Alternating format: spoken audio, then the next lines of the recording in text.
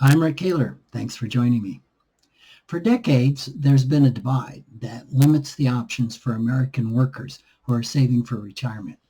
Assets held outside of a retirement plan have access to hedge funds, private equity, real estate, partnerships, and other alternative investments that move very differently from the stock market and can offer different kinds of returns.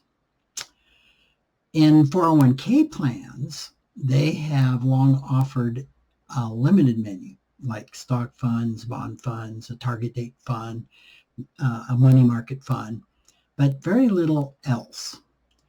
This inequality matters because the 401k plans are the first and easiest form of retirement savings for so many of employees. But the limited menu was intentional.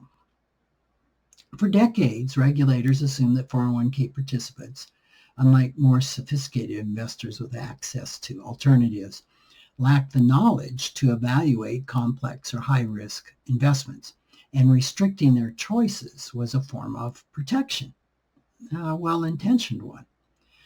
But a new Trump administration policy may close that gap. An executive order directed the Department of Labor to open retirement plans to a broader range of investments and shield employers from the threat of lawsuits when they do.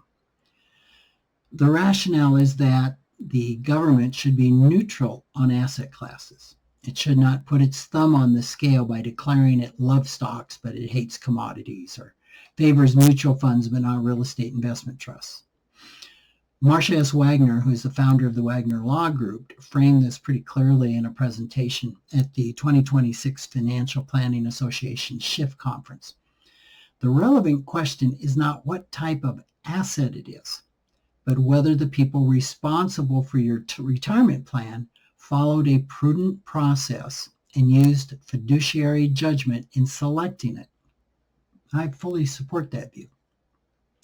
Yet there's a contradiction. The same administration prohibited retirement plans from holding any investments tied to Russia, China, which would include Hong Kong and Macau. The legal exposure for plans that hold these assets may be criminal, not just civil. The national security concern is real, and I don't dismiss that. But I would like someone in Washington to explain how banning investment in an entire nation's assets is consistent with the principle that the government should keep its thumb off the scale. The stakes of that government restriction deserve closer examination. Fareed Zakaria spent a week in China and reported on it April 19th on his CNN program. What he found should give every retirement investor pause. China dominates the industries likely to define the next era of global growth. They produce roughly 80% of the world's solar panels, 60% of its wind turbines, 75% of its batteries, and 70% of its electronic vehicles. China is doubling down on green energy, on robotics, artificial intelligence applied to real industries, and advanced manufacturing using 3 successive global economic shocks to deepen its lead in each one.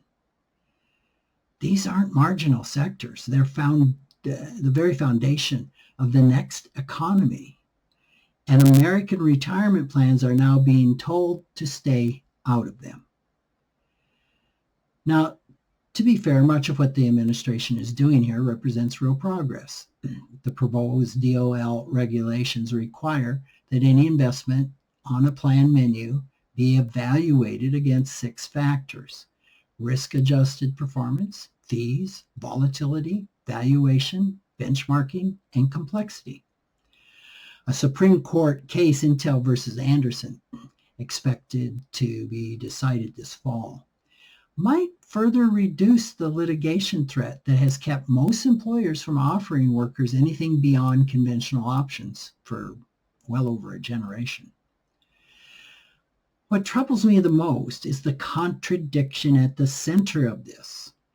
The administration's framework tells fiduciaries, evaluate each investment on its merit, follow a prudent process, and we will defer to your judgment. The China prohibition tells those same fiduciaries, never mind, there's no process to run and no judgment to exercise. Washington has already made the call. This does nothing to take the government's thumb off the scale. It simply moves it. And in barring investments on such a broad scale, it's a remarkably heavy thumb. Thanks for listening.